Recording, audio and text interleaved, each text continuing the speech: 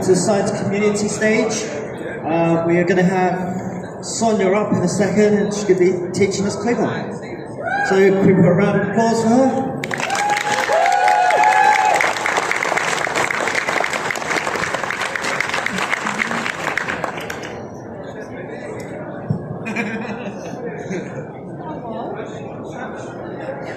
Hello? Hello! Hi everyone! My name is Sonya. In Klingon that is pronounced Sonya, but Sonya will teach you how to pronounce Klingon in a minute. I'm a real Klingonist, part of the Klingon Language Institute. I've been learning Klingon for about 3 years, and I'm definitely not a Romulan spy. Don't even worry about it. Right, what is a Klingon?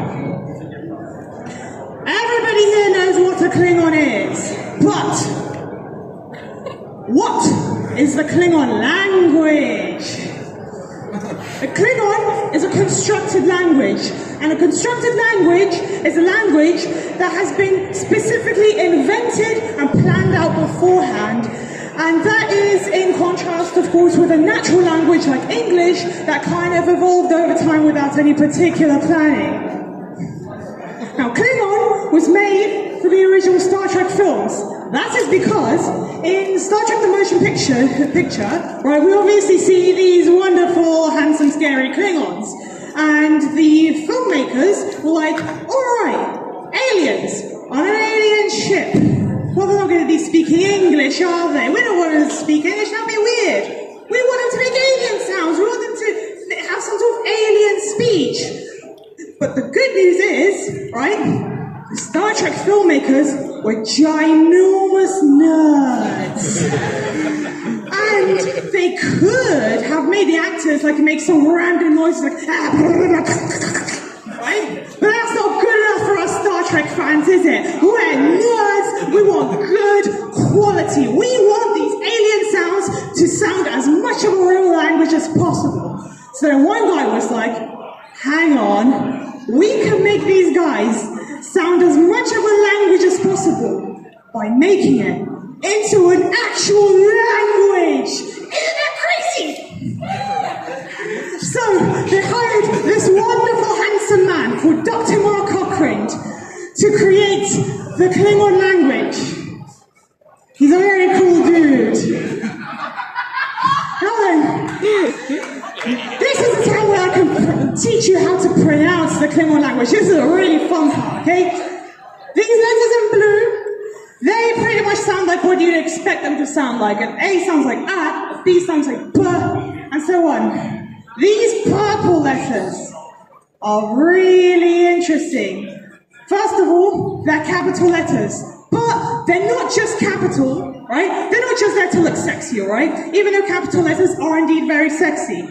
These capital letters are here because Dr. Mark Cochrane, when he was writing the Klingon language, he wanted the actors to know that these letters don't sound like how you'd expect them to sound. And originally, as he was writing the Klingon dictionary, I think he was on like a typewriter, he wanted to underline these letters to indicate that they were different.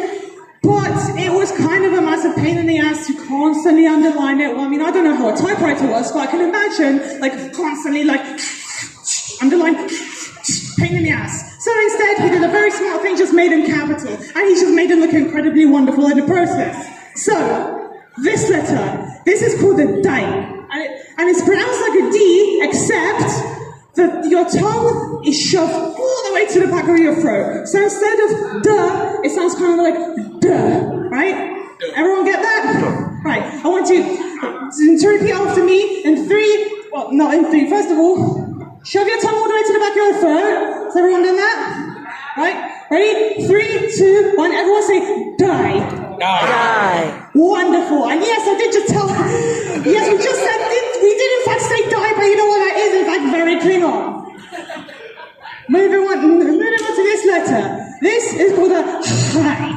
And it's like a H, but it's like very raspy, like you really need to constrict your head. Like, does everyone know how to make that kind of noise? Yes. 3, 2, 1. Everyone say hi. Hi. Wonderful. Moving on.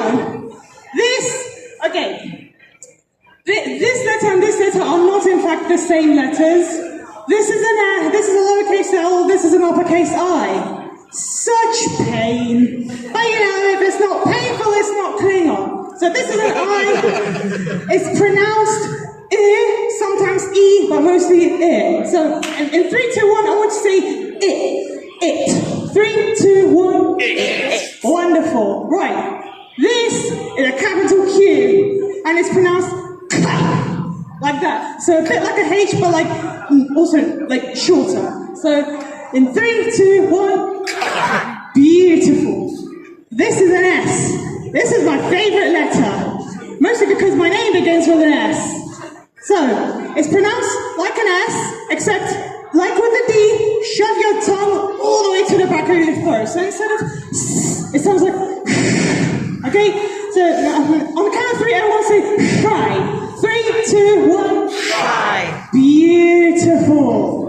Now we've got these red letters. As you can tell, they're kind of like letter clusters. Well, because we're using this silly little English alphabet, we have to deal with, like, you know, all these multiple letters, but technically, this is one letter, this is one letter, this is one letter, and so on. This letter is a T and an L and an H. And it's pronounced K. Now the way you make this sound is you kind of place your tongue as if you're going to say an L, but instead of like actually saying L, you blow the air out of the sides of your mouth. So you get kind of like a sound like that, right? Yes, there we go. In 3, 2, 1, we're going to say fly. 3, 2, 1. Fly. Yes. This is CH, it's like just normal chair, everyone knows what that sounds like. This is GH. It kind of sounds like a H, but instead it's waist. You actually have to like put your voice box in it. Well, we know what voice means, right? So it's like this. So in 3, 2, 1, I'm going to say fly. 3, 2, 1. Fly. Yes. This is an N, this is an N and a G, and it's like that. So it's kind of like, I have this friend, right? And the way he likes to explain how this is pronounced is, everyone knows the suffix ing. Like, you know, running, jumping. You say the ing, but then without the I, like, Okay? So 3, 2, 1. Yes. This is also a Q, not a capital Q. Lowercase q. These are completely different letters. You don't want to mix them up. This one's just, it's easy, it's just pronounced k, like kai. 3, 2, 1. Beautiful. Now this little orange thing over here, all you British people know exactly how this is pronounced. The technical term is a glottal stop, and it's what happens when a British person tries to say the letter T when it's in the middle of a word. And I constantly give an example of that.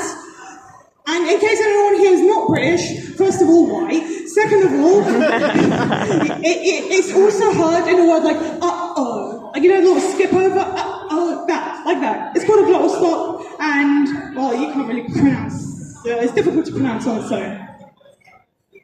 Right, just to illustrate how important these letters are, kip means to hit something with your hand or with a thing or anything, but kip means to be stupid.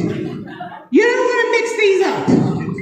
And for the glottal stop, tie means to be civilized, but tight is this little glottal stop, like cutting off the Y at the end. It means to be together. So tie or tight. Everyone hear the difference? Very good. Right, now let's all practice our pronunciation by saying all these wonderful sentences. The first one, it sounds like this. Klingon mach. Everyone ready? 3, 2, 1. Klingon mach. Beautiful. And this means success. We are Klingons. And you'll figure out why it means that in a second. This second sentence is pronounced like this. DuSuvqang. Everyone ready? 3, 2, 1. Beautiful. Oh dear. This is a very long sentence, but it's a very special sentence because it contains all the letters of the Klingon language. This sentence is kind of like the quick brown fox of the Klingon language. I'm going to pronounce because it's like really long, I'm going to like, we'll pronounce it together one syllable at a time. First I'll pronounce it and then we'll do it together. So it sounds like this. qajunpaQHeylIjmo, batlh, DuSuvqang, charghwI. And it translates to, because of your apparent audacity, the depressed conqueror is willing to fight you. Now, let's say it all together, syllable by syllable. First, ka, jun, pak, hey, lij, mo, batlh, DuSuvqang, charghwI. It. Beautiful, absolutely wonderful. Next slide.